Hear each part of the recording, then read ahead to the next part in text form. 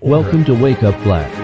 Educate and enlighten. In a passionate plea for international engagement, Naledi Pandor, South Africa's Minister of International Relations and Cooperation, criticizes the global North for neglecting African conflicts. Speaking at a global summit, she calls attention to the disproportionate focus on conflicts such as Ukraine. While African conflicts often go overlooked, Pandor highlights the ongoing conflicts and humanitarian crises plaguing African countries such as Sudan, Central African Republic, and the Democratic Republic of Congo. These conflicts have claimed countless lives, displaced millions, and left communities devastated. However, they often remain overshadowed by global headlines, focusing predominantly on conflicts in other regions such as Ukraine.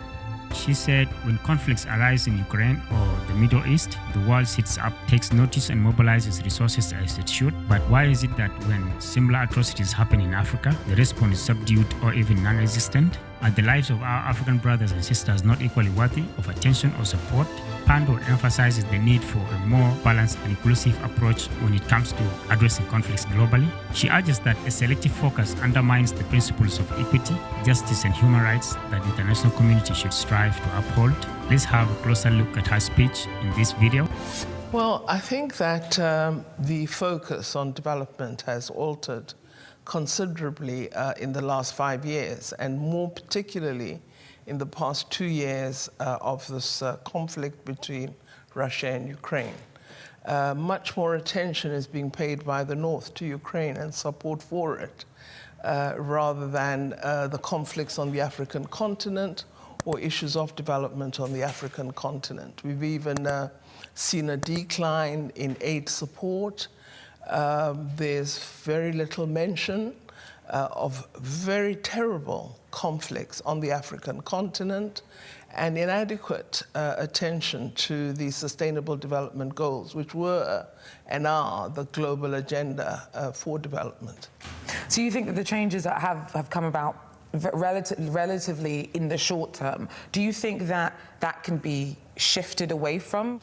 Well, I don't think it's merely been over the short term. I think there have been several years of not really honoring commitments. I mean, for example, one of the topics that will be focused upon in the summit is the issue of climate change and how support is provided for mitigation.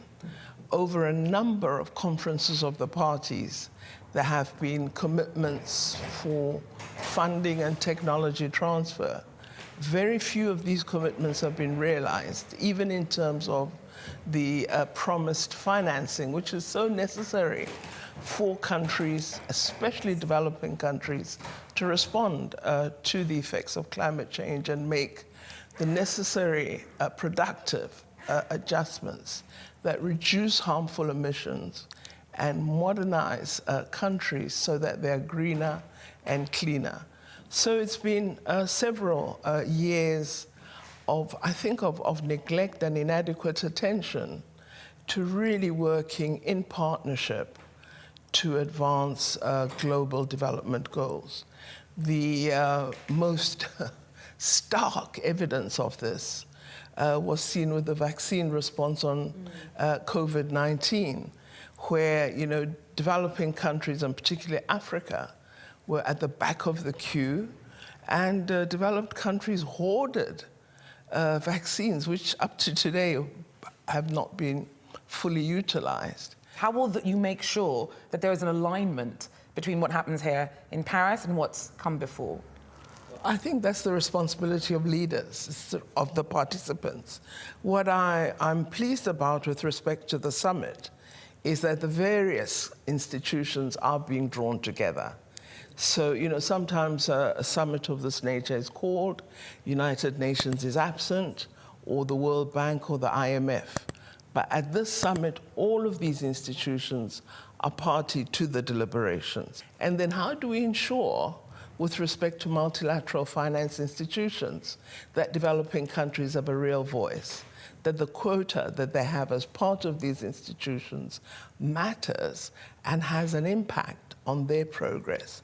So I would like to see, rather than a new set of debates and just a sort of talk shop, an increased attention to a coherent, coordinated set of proposals that must then be packaged by the premier multilateral institution, which we all belong to, which is the United Nations. What summits must avoid is becoming talk shops, which cause us to be wary and weary of, these constant conferences where wonderful conclusions are spoken of, beautiful, very long declarations, and yet 3 years down the line, when you look back, you actually haven't made any progress. So I'm hoping that now the urgency of making progress on development will influence concrete